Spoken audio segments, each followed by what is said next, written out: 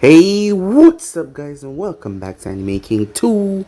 And today I'm going to be giving you part 9 of What If Naruto Was a One-of-a-Kind Prodigy.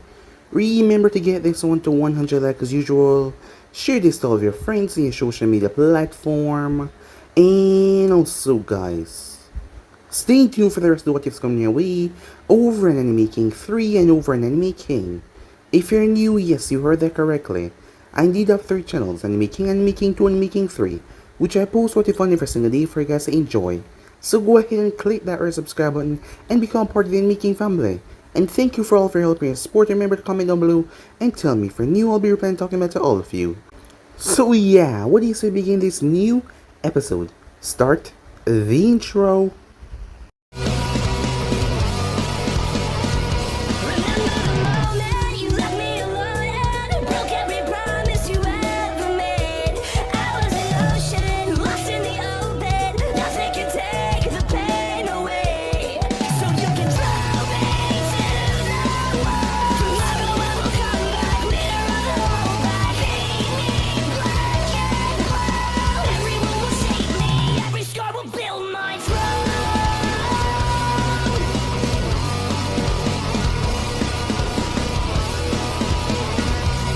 So, the last time we left off, Goran gave up. And with that, they came back to Konoha. As Naruto went to the cemetery of Konoha, as he said that he was going for something. There, he mentally broke Goran out of the ideals that she had with Orochimaru, considering after they retrieved what they wanted, she was calling him Naruto-sama. He just went along with it. After a while, as they made their way towards the tower inside, he came face to face with Sakura after all these years, who was still angry at him for what he did to Sasuke, and asked him if he was not gonna apologize, as Naruto got rather angry at her. But she did not matter right now, as he turned his back and simply walked away. With that, they made their way towards the mansion. Arriving there, Tsunade had arrived, along with the other girls, as Teiwaya and Karen. All of them were there as well, as Goran is allowed to sit down. As Naruto had brought her on and everything, now she got to hear. It turns out that Naruto has been rebuilding Uzo for the past 2 years. Tsunade didn't know about this. She had her own thing planned. These two were gonna start a war with the Elemental Nation. They already had some villages in their back pocket. So, once everything settled down, Uzo will rise again, with Naruto as their king. There was another Uzumaki Fuka, and a few other Uzumakis had survived. They had fled far and wide.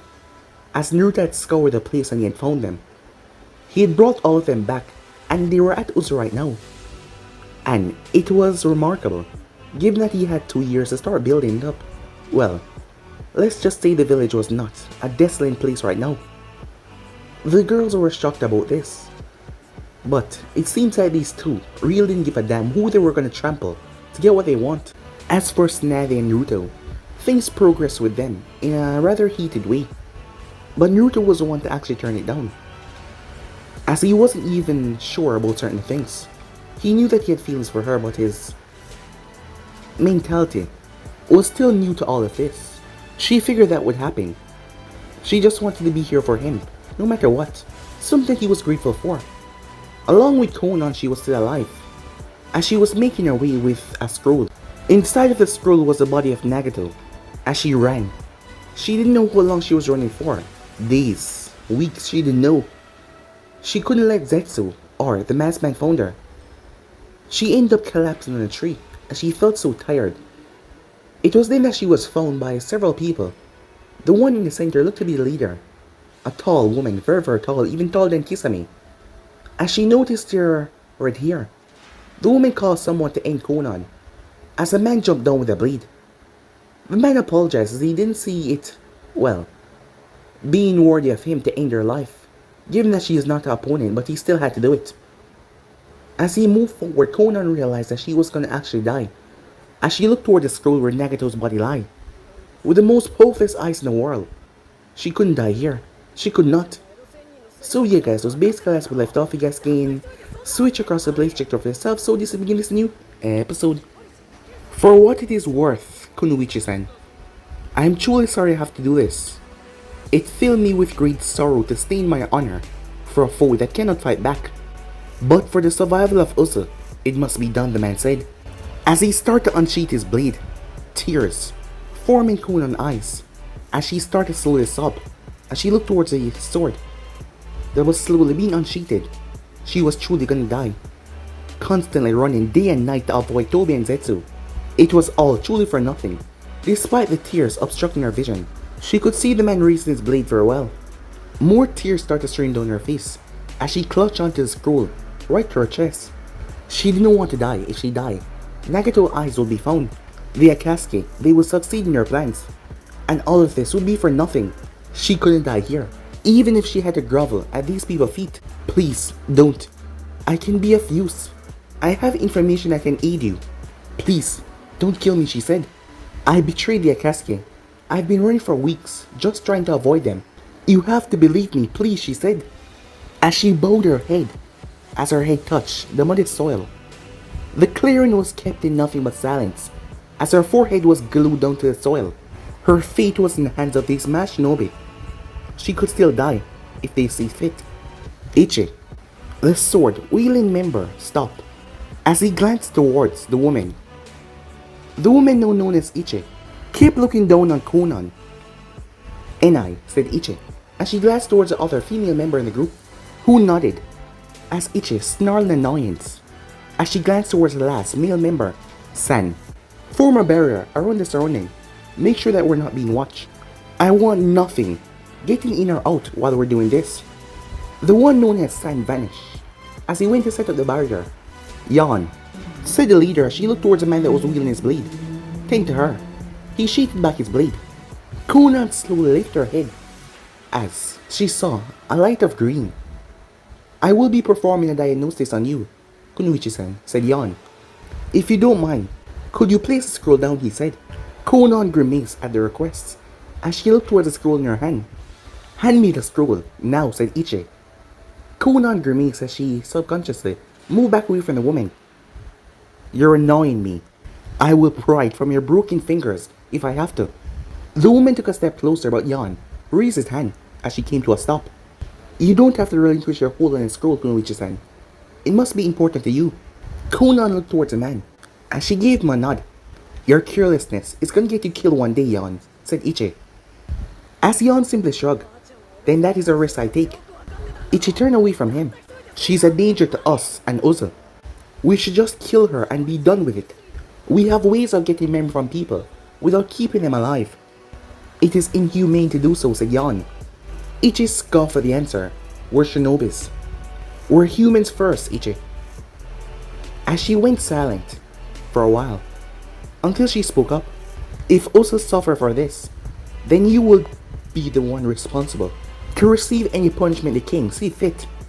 As she flashed away after that, as Yawn sighed, "Then I will carry that burden alone, because I will not forsake my vows." "Because of paranoia," he said.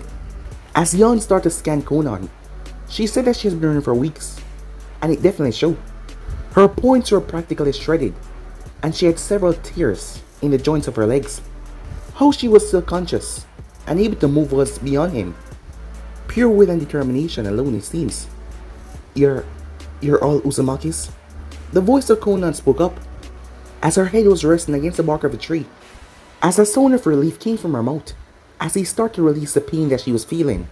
What gave it away? The red hair? Or the Uzumaki symbol on her mask?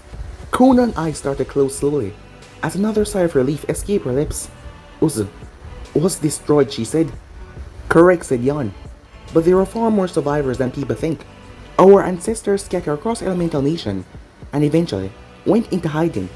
Our people lived in fear for years, until he appeared." Konan opened her eyes slowly, as she glanced towards a man. "You mean the king?" said Konan, as Yawn could numb the pain for her in her points, but he could not fully heal them. "Yes, His Majesty united us all as one, and he gave us hope. We no longer live in fear anymore. We have nothing to fear as long as he sits on the throne. Had it not been for him, Uzzah would have still been a cemetery." Konan blinked weakly several times, before closing her eyes. "Who is he?" Yawn smirked as he cut off the healing jutsu. "Who indeed?" he said, as he said it in amusement, as he looked up towards the sleeping woman. As Yon went through hand sign and placed a hand right in her chest as a sealing matrix appeared right over her chest. As it disappeared, he got to his full height and gestured towards Enai. The woman appeared next to him with a tilt of her head as she made a hand gesture. She has a prisoner seal on her. We're done now. Enai looked down towards Konan as several golden chains came from her back and moved towards her. Chains encircled Konan as they slowly wrapped around her and lifted her in the air. Enai glanced towards Yon as he gave her a nod as she jumped off into the trees. Ichi flashed beside Yon, her arms folded. The two Uzumakis were silent for several seconds as Ichi glanced down at the man. The Majesty would be most pleased. Yon glanced at the sky as he saw several dark clouds. I love the rain, he thought. Time skip. As Naruto was looking up in the sky, wind was picking up around him as tiny droplets of rain started to come down from the heavens. You have been quiet for some time now. As Naruto crossed his arms, I'm thinking, oh, I know you better than you know yourself. Do you doubt her feelings? As Naruto looked into the villager frowned, I do not doubt Auntie Tsunade's feelings. As he heard the fox scoff in his head, you never lie, so don't try to do it now, the fox said. I am projecting, said Naruto, as he looked towards the Hokage's office. Is this what doubt truly feels like? Kurama was silent for several seconds. You know as well as I do, he said after a while. I can sense emotions. I wish to solve my problems on my own, Kurama, said Naruto. But in doing so, you jeopardize a goal that the both of you wish to achieve, Kurama said.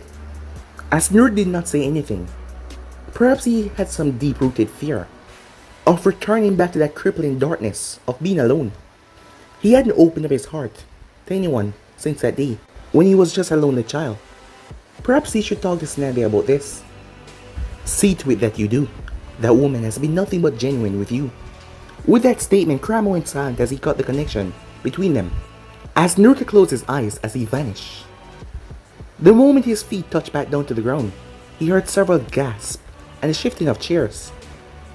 Tsunade slowly turned a smirk on her face in her chair as Naruto appeared behind her right in the council meeting. Naruto-kun, what brings you here? Come to whisk me away from this boring meeting. As Naruto's hands reached into his pockets, as he finally opened his eyes. If you wish to leave, you have the authority to do so. As she slumped down in her chair with a childish pout, as he took a step forward, he proceeded to bend his knees. As he came face to face with her, only a couple of inches separate them. Tsunade looked at him with surprise. Was he really going to? As he leaned his face forward, but at the last second he shifted his direction and kissed her on the forehead. You are a responsible adult, Auntie Tsunade. You'll be fine, he said. He returned back to his full height, ignoring her shocked and disappointed expression. His attention drifted towards the individuals in the room. Some of them seemed rather annoyed. Some of them seemed indifferent. You're interrupting an important meeting. Naruto glanced at one of the elders as he shrugged. That does appear to be the situation, he said, as he shifted his feet and started to walk towards a large window. I have nothing to do with my free time. Please, continue, he said.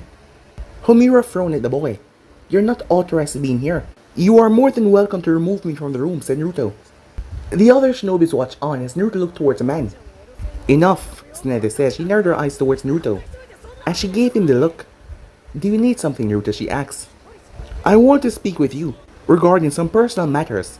He made a gesture with his hand. Tsunade raised an eyebrow. He was being rather bold today, and she liked it. As the two blondes stared at each other, she slowly started to rise up out of her seat. As Naruto stepped forward and sat down, and pulled her in his lap. As shock spread over the entire room, he swiveled the chair back towards its original position. As everyone gawked at them, Tsunade looked down towards Naruto, who was gently stroking her thigh. As she snorted with amusement. Continue with the meeting, she said. Her attention shifted back towards all of them, as they were all awkwardly glancing at one another. Come on now, I don't have all day. Let's get this over with. As they scrambled in their seats. For the next several hours, the meeting continued without any interruptions, until Nico appeared, as she had a scroll that was sealed shut, with a red binding. Tsunade took the scroll from her. The meeting is over. You're all dismissed, she said. The shinobis looked at each other before getting up, as they gave the woman a single bow. As Tsunade looked towards the scroll in her hand, it was uncommon for Fuka to send a scroll in the middle of the day. She leaned back against Naruto's chest as she unraveled it. She then turned towards him after reading it. "We have a situation in Uza," she said. "Time skip. Apologies, Your Grace. I hope I have not interrupted your personal time with this situation." A woman with long, spiky, red hair, as she was on one knee with a bow, said to him, "Anything regarding Uzo is a priority." As he stepped towards her and pulled her to her feet by her shoulders. "You have no reason to kneel in front of me," he said. "Forgive me, my Grace, but I cannot. I owe you my life." She had fierce skin and she had a scar that ran down her left eye. Her left eye was a milky white, her right eye was purple. She was wearing a dark purple shirt with the Uzumaki crest on the right breast, with black tights and combat boots. She had 3 different swords strapped to her waist, all of them were sheathed. The king of Uza sighed. "Take me to see Fuka," he said. "When you arrive, take some time off." Before she could persist, he spoke up. "I insist, Kira. Go home. Spend some time with your family." The woman known as Kira hesitated for a few seconds before nodding her head as she led the way, leading him towards the palace. The building, which was more or less a castle, it was a home that a daimyo would live in. The Uzumaki banner was right on the center of the massive building. The two of them passed by as several Uzumakis kneeled. When he passed by, he glanced around with a great deal of satisfaction. Hours upon hours of sweat, blood, and work went in to repair the damage that the island had sustained. There was even several buildings that he did not recognize. His eyes landed on a group of small children, who all had crimson hair. They were kicking a ball as one of them kicked the ball too hard, as it was sent sailing towards the king. He reached out and caught it. The children noticed him. They all cheered as they ran towards him, as they surrounded him in a group. As they all bounced up around him, taking up his time, the parents were watching with worried smiles. But their king was a really patient man. As Kara stood still, as she placed her hands behind her back watching over them, a small smile came in her face as she watched the king interacted with the excited children. There was a reason why he was so adored by the Uzumakis. He had pulled them out of despair and promised to reunite the clan, building their home once again back up. Uzo was slowly but recovering, and it was all thanks to him. After he entertained the children, he started to make his way back towards Kara. They walked in silence with the occasional greeting from the people around. A group of masked shinobi appeared once they entered. As they all knelt, he looked down towards the group as he made a gesture with his hand. They rose. As he stepped towards the tallest woman, his neck craned upwards as he looked into her purple eyes. She was still as tall as he remembered. "Kara, you're dismissed. Remember what I told you." The woman bowed as she disappeared to the building, as the man glanced towards each of his shinobis, before turning back towards the tall woman. "Take me to Fuka. Explain the situation along the way." Ichi nodded. The other 3 members formed a formation around him as he walked. "We were patrolling our normal route around Wave Country before NI discovered an individual with a rather large reserve. We tracked the person down and we were able to deduce that she was a former member of the Akatsuki." The king raised an eyebrow. "Former Akatsuki member?" "Yes, Your Majesty," she said. And I was able to confirm her statement. "Her name is unknown, but..." As the king raised his hand, stopping her. "I know exactly who she is. I will deal with her personally." "Have you managed to get any information out of her?" he asked. The woman shook her head.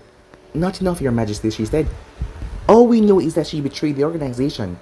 She is holding on to an important scroll that she refused to show anyone, and she is suffering from chakra exhaustion. Yan is not experienced enough in the medical arts to heal her. We will most certainly need the queen to partake in the woman's recovery, if that is the route that we're going to take." As the king closed his eyes, this could make his job a lot easier in the long run. She would be useful for his plans, but the queen will be upset with him. He pushed those thoughts to the back of his head. He will deal with that later. As they arrived to where the woman was, as the king stepped out of the formation, there was a woman at the door. Similar red hair. When she saw him, "Your Majesty," she said, in a rather seductive way. "You have not touched her, have you, Fuka?" As she placed a finger on her mouth. "You wound me, my king. I would never do such things without your consent." As the king looked at her for several seconds, as he shook his head, "I wish to speak to her alone." He placed his palm against the door. Several seals flashed. I will speak to you at the throne room. Wait for me there, he said. Of course, your majesty. If you need anything, let me know, she said. I will satisfy you, with the best of my abilities. As she started to walk away with a sway of her hips. As the king sighed. Uzumaki woman, he thought. He turned towards Enai. Come, you will join me. The woman gave a bow. As she stepped beside her king, as they stepped in the room, the king closed the door behind him. As his eyes landed on Konan, she looked awful. Her hair was a mess, her clothing was teared in all over her body, and was filled with dirt. Bags were under her eyes. She was resting against the table, as her eyes struggled to remain open. She didn't even notice that he entered. How long has she been here? He asked. Enai made several gestures with her hand. Several seconds passed by, before the king nodded. She isn't a threat to me in her current state. Have the chefs bring me some banquet, and bring me some scrolls and ink. Inform Fuka I will be late to the throne room. Enai bowed as she left the room. The woman slowly raised her head, as her eyes focused on the king. You're the king? As Naruto tilted his head to raise eyebrow. I did not choose a title. So, you are Konan, he said. She swallowed thickly as she weakly nodded. My shinobis told me that you betrayed the Akatsuki. For what reason? Konan looked at the table as she clutched the dirty scroll in her hand. We stray from our original purpose. We were supposed to be a beacon of hope. Tears started forming her eyes as her body trembled. But Nagato, he changed. He became a tyrant after Yaiko's death.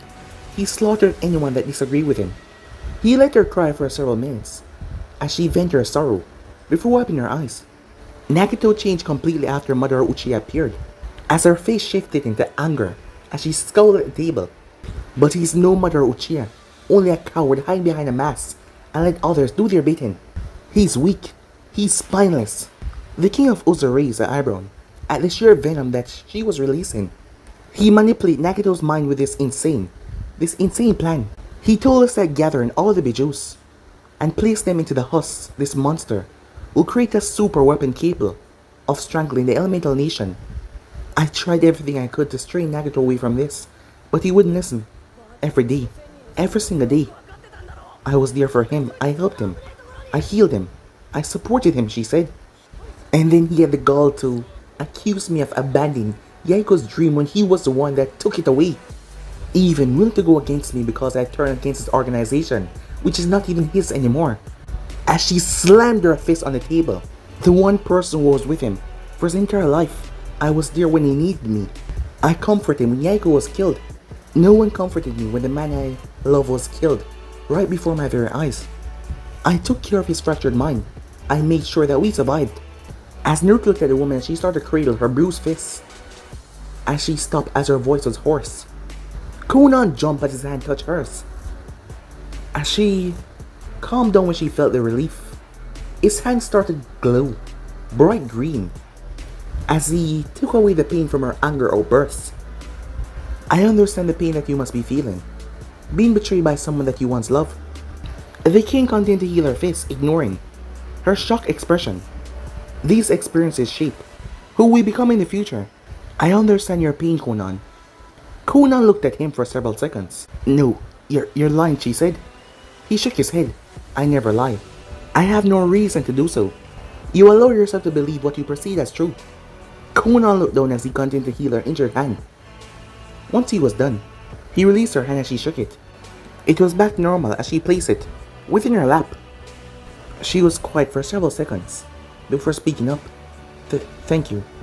As Naruto nodded before looking towards the scroll in her hand, my shinobis have also informed me that whatever is in that scroll is important to you. Her entire body tensed up. While I'm most certainly curious, I'd rather know what you did to betray the organization. Considering the state you were brought in, you were actively trying to avoid them.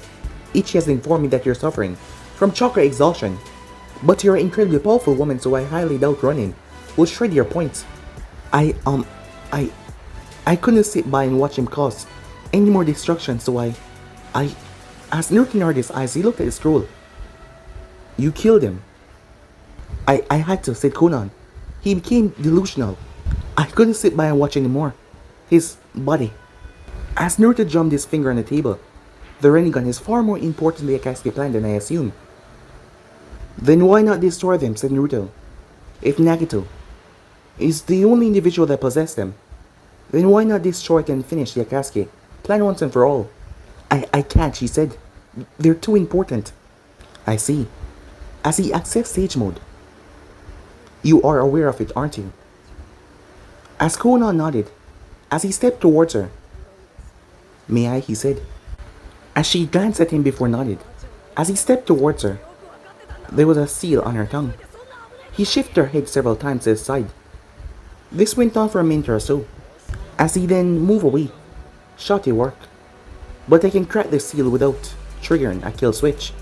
It will cause a lot of pain though. She nodded at that. The door opened as she jumped in her seat, as her gaze snapped towards the entrance. The aroma of food hit her nose rather quickly, as her stomach grumbled, as Naruto glanced towards her with a raised eyebrow, before turning back toward the chef. Feel free to eat as much as you want, said Naruto. I had my personal chefs make a banquet. Konan looked towards all the food as her stomach growled once more. She nervously looked towards him. It is not poison if you're thinking. I will be eating with you, if that makes you more comfortable. She nodded as the chef started to place plates on the table. As her mouth started to water, she was hungry. Really hungry.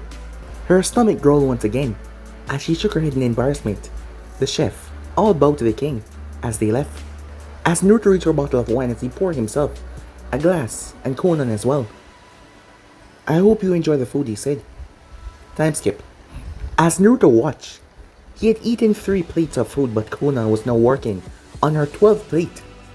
Granted, he never knew what chakra exhaustion was, and how it truly affected your body, so he could not relate. He had his glass of wine in his hand as he gingerly sipped on it. This was a unique situation. One of the original members of the Akatsuki had betrayed and killed the strongest member. Now the Akatsuki had no true clutch to rely on. While he was, well, a bit disappointed that he wouldn't fight pain, still, this was pushing his plans far. He glanced towards Konan, who was finishing off her 13th plate. She saw no sign of stopping. As Naruto got to his feet, she stopped and looked towards him. He waved his hand towards her. Do not mind me. I think better moving. As he started to pace around the room, lost in his thoughts, as he occasionally sipped on his wine. Konan eyed him for several seconds before she returned to eating. He will need to summon Tsunade here to heal her points. They were severely damaged, but not to the point where she would never use chakra again. A normal medic could help, but Tsunade would make sure that she was up and running in 1/5 of the time. She was powerful.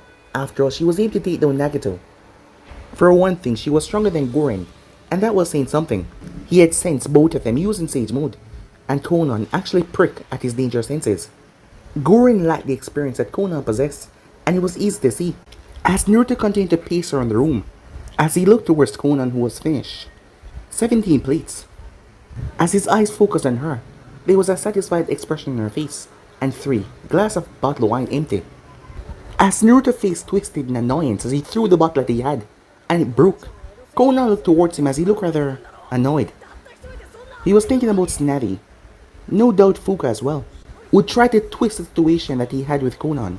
Fuka will definitely tell Tsunade about their time alone, and she would want answers. He released another annoyed sigh as he shook his head. He would deal with the both of them later. Uzumaki women are really troublesome. Kame, Shikamaru, I'm speaking like you now, he thought to himself. He snapped his fingers. Several seconds passed before Uzumaki entered the room as they started to remove the plates and dishes. The door opened once more as Enai came in. As Naruto held out his hand as she placed several scrolls in his palm. As Naruto placed them down on the table. As Enai was looking at him. As Naruto sighed before reaching out. As he patted her head like a parent to do for a child. Konan watching confusion as the woman released a happy sigh before bouncing out of the room. With a skip in her step, she tilted her head before looking at Naruto. You will come to realize that most Uzumakis are different. Enai is mute, said Naruto. Her throat was slit when she was just a child. She managed to survive the attack, but the trauma from the experience scarred her. She coped with the experience by regressing in on herself. Her mind physically halted her mental development. She is but a child in an adult's body. As Konan looked towards the table. That is sad, she said. There are many like her in this village, said Naruto as he started to unravel the scroll. Those who have gone through extreme trauma and pain when they were younger. Many of us have suffered at a young age, but we all share one thing in common. As he unsealed paper, pen and ink, we all overcome our struggles. And we unite as one, he said. As Konan watched him write on the scroll, "What will you do with me once the seal is removed?" "That is entirely up to you, Konan," he said, as he brushed over the paper. "I have my own goals and ambitions regarding Shinobi World, and I want your help. I wouldn't be of much use. This world, I dream of a day where my children can live in peace, without the pain of what I once experienced." Her hand gripped the parchment. "You wish for a family," said Naruto. Her eyes looked up towards his, as she nodded softly. "It was a dream of mine when I was younger, to raise my children and show them the love of a parent, something I was never able to receive." "I could help you attain this dream of yours," said Naruto. Konan's eyes snapped towards him, but he raised her hand, stopping her. "I do not mean it like that, Konan. I already have my own queen," he said. He released a sigh. An annoying one, but a queen nonetheless. He seemed rather irritated, and at the same time he seemed strangely happy. Like he was glad about the situation, as it made Konan smile. "I do not know. What exactly is your plan?" As Naruto closed his eyes, how was he going to respond to Konan like this? A way that would appeal her. She already had to deal with one tyrant. What him and Tsunade doing was the same thing, to an extent. But his goal was more attainable, and he wanted to build a dynasty in the elemental nation, to shift the power balance. Peace in a world where people could demolish thousands of people without struggle. Building a dynasty where Uzu could last generations upon generations. And the first step was taking away the Bijus. They weren't weapons to be pointed at other villages. When leaders got upset, of course force would be needed to subjugate individuals who got too stuck up in their ways. Uzu will be seen as a threat and people try to kill him, but he cared little about them. No one was capable of stopping him now. Know that Konan had dealt with Nagato. "I will be honest," he said. "My plan is not that much different from the Akatsuki. I wish to build a dynasty that will last for years to come. Uzu will stand at the hierarchy of the world.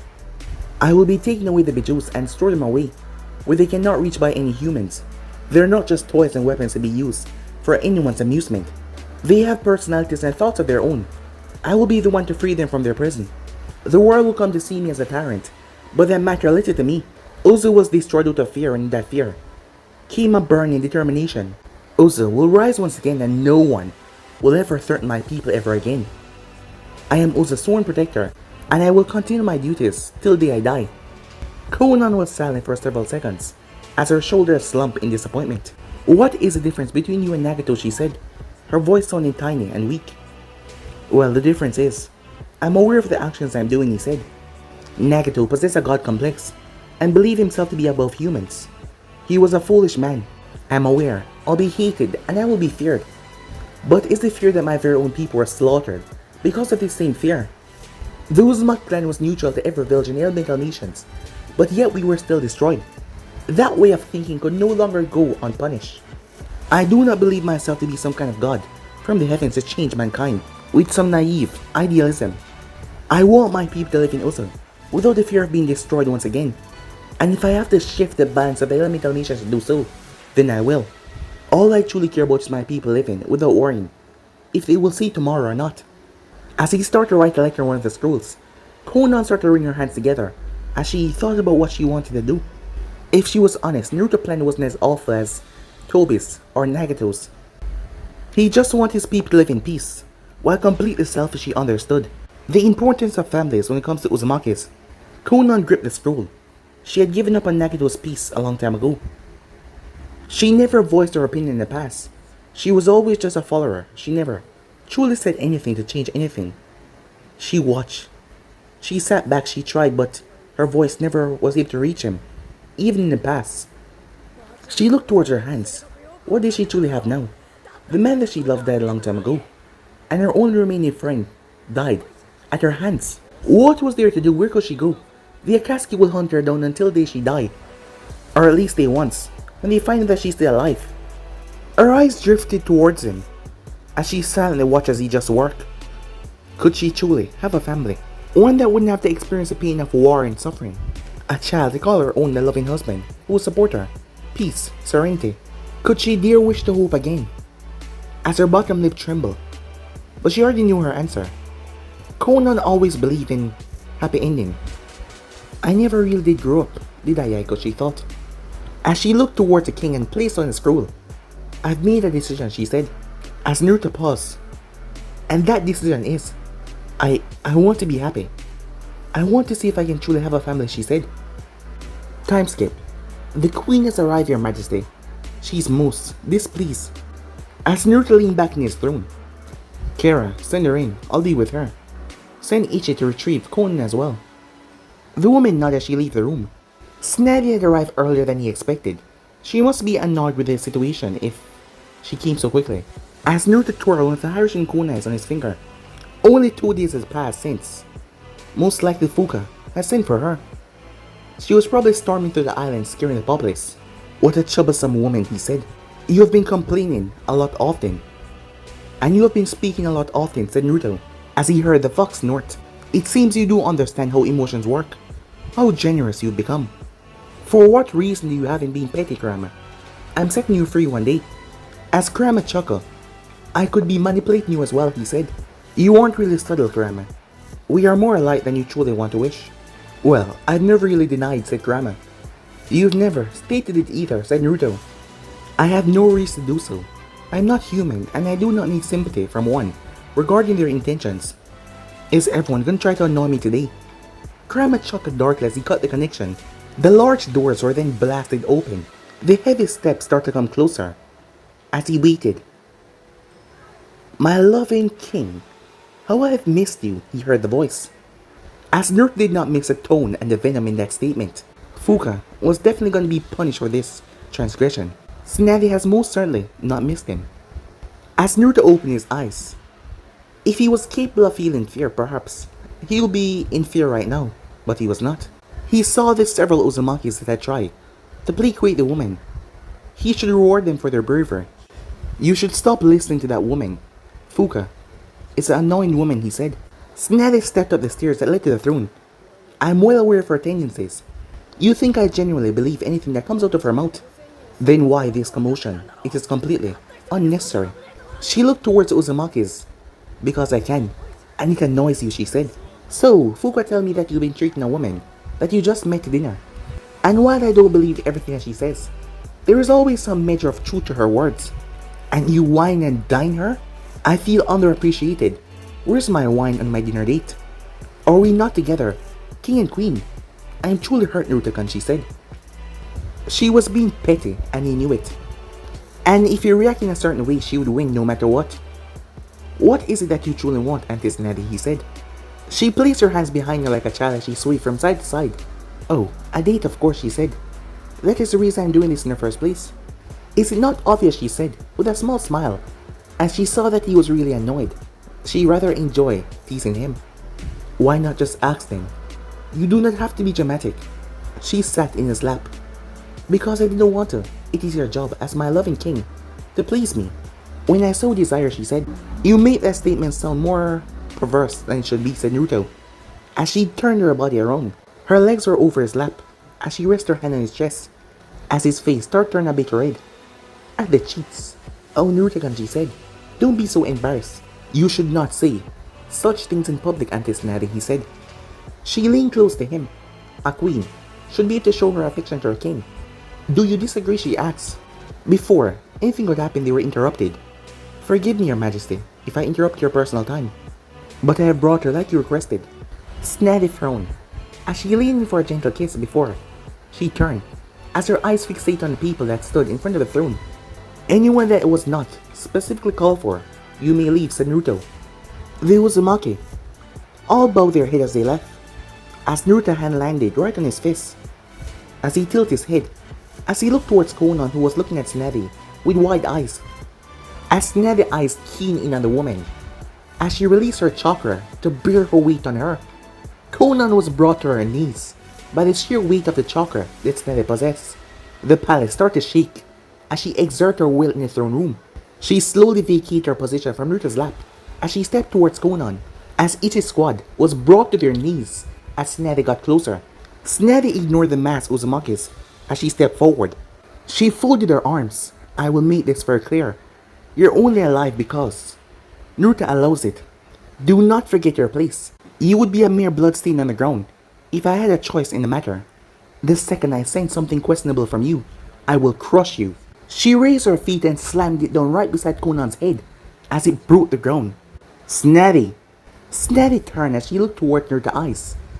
The both of them looked at each other for a few seconds as she then turned back towards Konan. Be grateful you're alive.